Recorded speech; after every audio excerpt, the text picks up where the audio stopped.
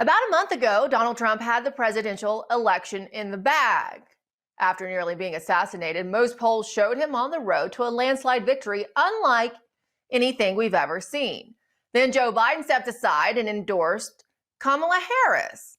Now, the media hailed it as a selfless act, comparing him to Cincinnatus, the Roman dictator who relinquished power and returned to farm life. Of course, that's not really what happened. Joe was forced to go by the Democratic machine. Trump understood what really happened to Joe Biden because he knows how Democrats operate. Watch. The presidency was taken away from Joe Biden, and I'm no Biden fan, but I'll tell you what, from a constitutional standpoint, from any standpoint you look at, they took the presidency away. And people were saying he lost after the debate. He couldn't win. Well, I don't know that that's true necessarily, but whether he could win or he couldn't win, he had the right to run. And they took it away. They said they're going to use the 25th Amendment. They're going to hit you hard. Either we can do it the nice. I know exactly because I know a lot of people on the other side, believe it or not. And they said, we'll do it the nice way or we'll do it the hard way. And he said, all right. So that, I mean, they've really taken, what they've done is pretty incredible. Without doing a single debate, answering any tough questions about her record, or even having a policy agenda, Harris reversed Biden's performance in the polls. Yesterday, forecaster Nate Silver published a graph of how the polling averages have changed since Harris replaced Biden. Again, Harris supposedly did this without doing any of the things candidates are expected to do. As of right now, Harris for president is largely a media creation. Is it possible that pollsters quietly changed their methodologies to give Harris an artificial boost? Are they deliberately waiting them to help her and create a demoralizing air of inevitability? It sure looks that way.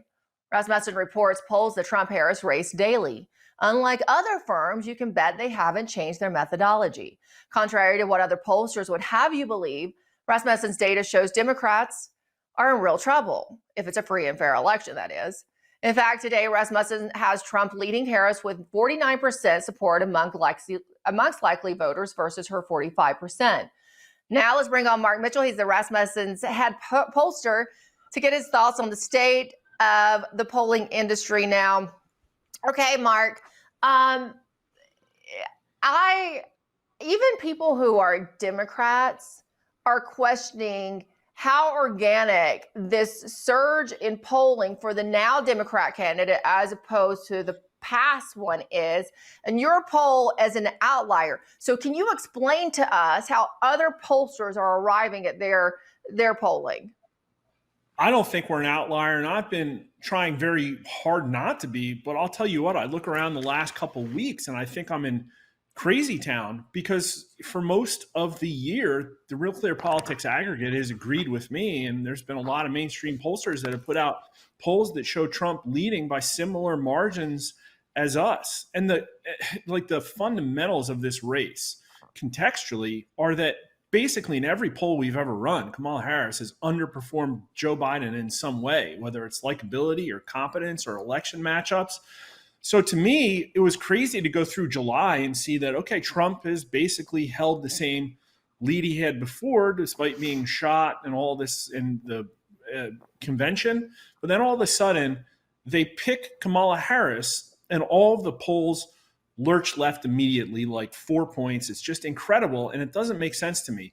And I think one of the tools of the manipulation has been, we could get into individual pollsters, but one of the tools of manipulation has been that there just have not been that many polls at all out there. It's like everybody rushed to poll the week after Kamala Harris and decided to take the rest of August off. And of course, most of those polls conveniently lined up with the peak media bounce, and they just let it ride. And I'll tell you, even though 60% of voters think the media is the enemy of the people, they are still very effective at putting out a headline to put the Trump campaign on the defensive, because everybody is out there right now scrambling. I'm getting texts like, what's going on with New York Times Siena?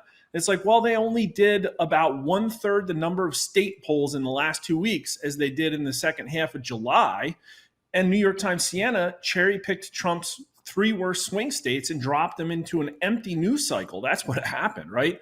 So Kamala Harris, it's just crazy. To me, it's almost like they're trying to market her like some kind of movie. You're getting puff pieces in like glossy magazines. You're getting basically what equates to a trailer of her, and they're trying to create this cultural hunger for her, and it's based on nothing, as we all know.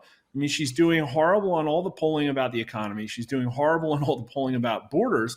We just put new numbers out this week. She's doing bad on the Middle East as well. And that makes total sense, because when your campaign and policies have zero substance, like, how is she going to compete on the world stage with mean dictators? I listened to that Trump and Elon Musk discussion. I think it was very powerful. And I think the Trump campaign has a lot of stuff they should be happy about. The reach of that event and the number of things that are key to the Trump presidency that were discussed. And it's like everybody in conservatism forgot that interview happened just 2 days ago. It's absolutely crazy. That is what is mind-boggling, because I wanted to touch back on something you just said related to Trump's numbers not changing dramatically even after the assassination attempt. And then he had a very, what was held as a very successful RNC convention. He paid homage to the tragedy that happened at the rally when there was, Mr. Comparatore was actually killed. And people said this was a very good moment for Donald Trump. But you're telling me that even in your polling, which I trust, there wasn't that significant of a bump for him? No, it's crazy. I think probably the biggest effect looking back, well, I think that, like, you can poll for 4 years straight through presidency. We've been polling Donald Trump, Joe Biden matchups since 2021. And I think the information is fascinating. It reflects on what's going on in the presidency at the time. But at the end of the day, election season comes and people really like laser in. People finally decide to pay attention. They make up their minds. And in our opinion, what we were seeing is that debate all of a sudden jerked everybody into reality. And it was really weird to see what happened. You'd think all of a sudden that Democrats would dump Biden. And in reality, Joe Biden's Democrat support surged because people are like, oh man, Trump might win this thing. And right around that time that the assassination attempt happened and the RNC happened, it really was a time when polls were just solidifying. You could look back at charts of all of our polling, and they swing all over the place. But really, in the last month and a half, the numbers have really lasered in on this exact same range we're seeing right now. 49% Donald Trump, 45% Kamala Harris. We've been thinking about maybe pushing our weighting 1 point more Democrat, but that still puts Trump up 3 points. Again, exactly where the Real Clear Politics aggregate was. We literally put out a huge national poll that showed Trump +3 in July over Joe Biden, and the Real Clear aggregate was exactly 3 points. We just put a poll out with Trump up 4. The aggregate is Harris up 1. So all of a sudden, everybody went, you're having Emerson poll 3 points left of the aggregate. So it's like we're in the middle, and then all of a sudden we're right and everybody's left. Right? So you're thinking about even weighting your poll 1 more point Democrat. How do you weight your polls, and how many percentage points difference do you weight yours? And then how much do you think the other pollsters are, like Emerson, how much are they weighting theirs towards Democrats? Now, so that's a really tricky question, because it's impossible to know all of the intricacies and ways that are different in each of the poll. And at the end of the day, without seeing the data and exactly what they did, all you have is suppositions based on strange results you can see. I can tell you that, like, every pollster's data sources are different and we all vary. I probably do get more conservative leaning people because of our brand, but I try and get rid of that bias, right? They have the exact opposite problem. If they don't work on it, they're going to have too much Democrat enthusiasm. I think exactly that's what we're seeing now. But what I can tell you is all of a sudden shifting your weighting without telling anybody or burying it somewhere in your crosstabs is pretty scummy. And we're definitely seeing that. We're seeing polls that were like D+1 one week and D+5 the other. We've been leaning D+2. I think that's where we think it should be for our poll based on the 2020 results.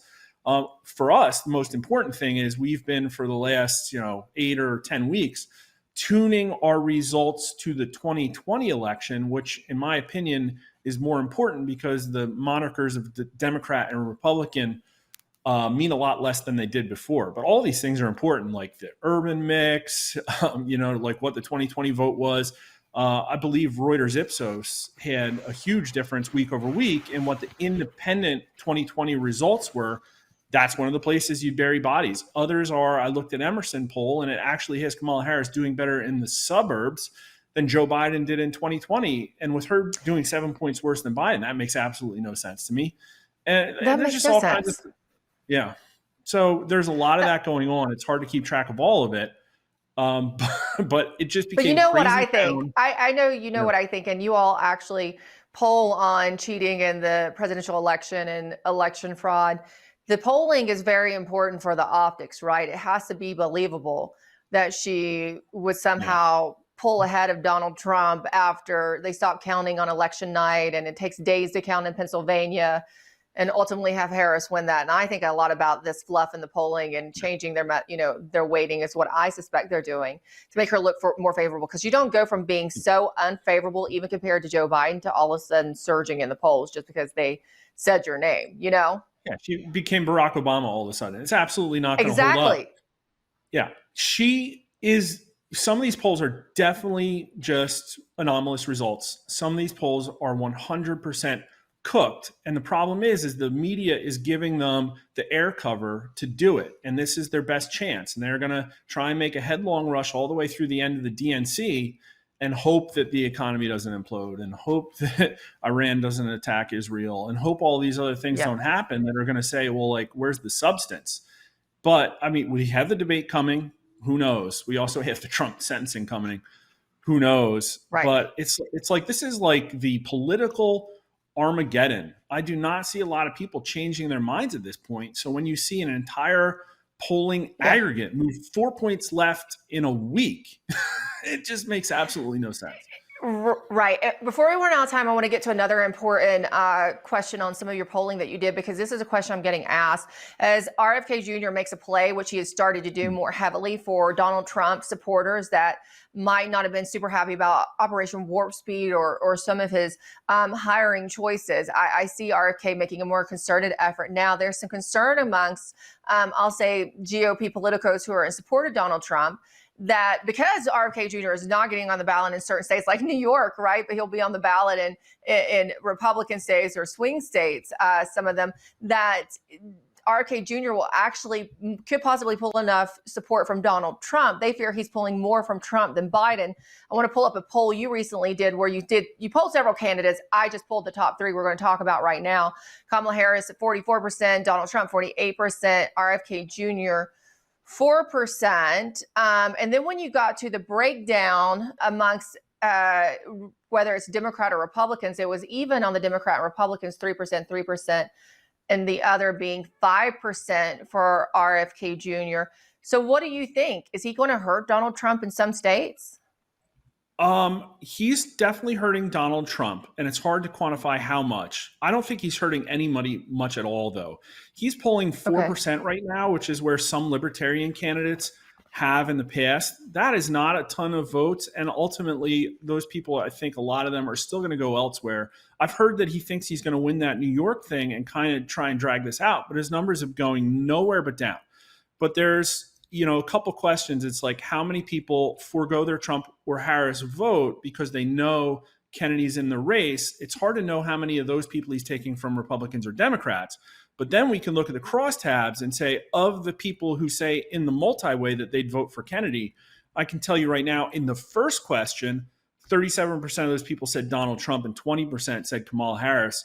So to be kind to Kennedy, he's maybe taking 1.5 points from Donald Trump there and a point from Harris. At the end of the day, though, his numbers are going down. He's got to decide what he's going to do. We talked about how he would potentially have more of an impact in the Trump campaign, but it looks like he went to the Harris campaign. I don't know if he went to the Trump campaign too. I heard he got rebuffed from the Harris campaign, and that makes sense because, in my opinion, the Democrat machine will not tolerate a government accountability / vaccine hesitancy body of work. Yeah, I know that he hung around the RNC longer than people were aware. in thinking there might be something to happen with Donald Trump. I don't know where the conversations currently are, but I'll share this segment with the people who's been calling me very worried about RFK Jr. and how he might hurt Donald Trump. They'll probably feel a little reassured by what you just said, Mark. Thanks so much for joining us.